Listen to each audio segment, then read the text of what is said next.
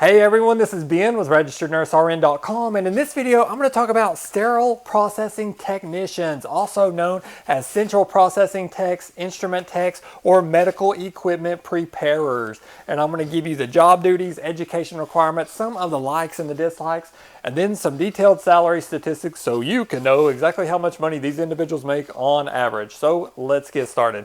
What exactly does a sterile processing tech do on the job? Well, these individuals clean and sterilize surgical equipment and supplies. They also examine, operate, and maintain sterilizing machines such as the steam autoclave. They will stock surgical tools and supplies. They will prepare, wrap, and organize equipment onto instrument trays for use during surgical procedures. They will maintain detailed records of sterilization procedures, equipment maintenance, and things such as that.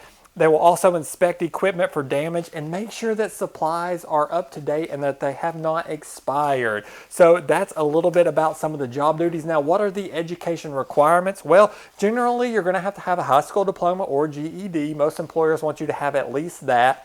But a lot of employers will take you in and provide on-the-job training, and you don't necessarily have to have certification in most states.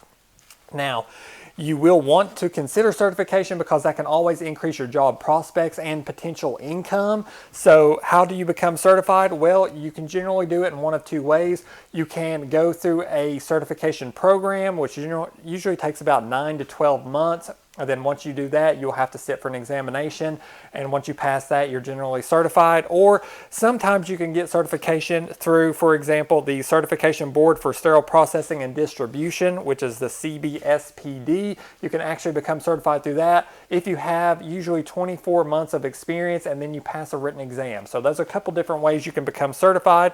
You can check out their website if you want more information on that, but that's generally how you do it. Now, what are some of the likes and the dislikes of this profession? Well, one thing that people like is that it's relatively solitary. You're not as involved with patients and other people like you are with other healthcare professions. So introverts and some people, a little bit more shy, they tend to like that. It tends to be a little bit of a fast-paced job, which can be a really good thing because it helps your shift to go by relatively quickly. And you do have a lot of opportunities for advancement, either to management positions, or you can always move up and go back and become a nurse, or you can go back and become an operating room tech or a surgical tech or something like that. Now, what are some of the dislikes of this profession? Well, you do have to sometimes push really heavy carts, and that can be a little bit physically exhausting. Another thing is that it's really important to learn the names and different types of instruments, and that's something a lot of people in this profession really strongly encourage you to do, and that can take some time to learn all the different instruments. And then finally, you can sometimes see blood or tissue fragments when you're cleaning and sterilizing. It's not as common as, say, if you're a surgical tech, for example, but you may be exposed to a little bit of that. So you may want to keep that in mind. Okay, now let's talk about the salary statistics. According to the Bureau of Labor Statistics, which is where I got all these numbers, as of 2014, there were 50,550 jobs for sterile processing techs in the United States. The average hourly wage, $16.28. The average salary, $33,850. So not bad considering the education requirements. Now, those numbers are just averages. It can increase or decrease depending on your level of experience, the state in which you live, the industry in which you work, and things like that. The industry with the highest employment level for this profession was general, medical, and surgical hospitals. They came in at number one. The average salary there, $34,070. Outpatient care centers came in at number two. $35,690 was the average salary there. And then offices of physicians, number three, $34,430 was the average there. What about the top paying industries for this profession? Well, management of companies and enterprises came in at number one, $48,340. Architectural and engineering services came in at number two at $38,740. And then the federal government came in at number three, $38,230.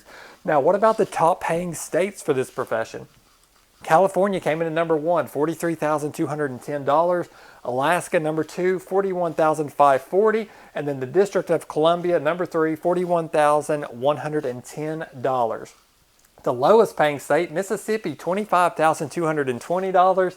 Alabama, number 2, $25,320. And then Louisiana, number 3, $26,490. Now, I also have a video on surgical techs. If you want to check that one out, I'll put a link in the description, or it should be popping up somewhere. And in addition, I have a whole playlist of other healthcare salaries. If you want to know how much doctors and nurses and a lot of these other x-ray techs and other healthcare professions, you may want to check out some of those videos. So thank you so much for watching, and please consider subscribing and sharing this video.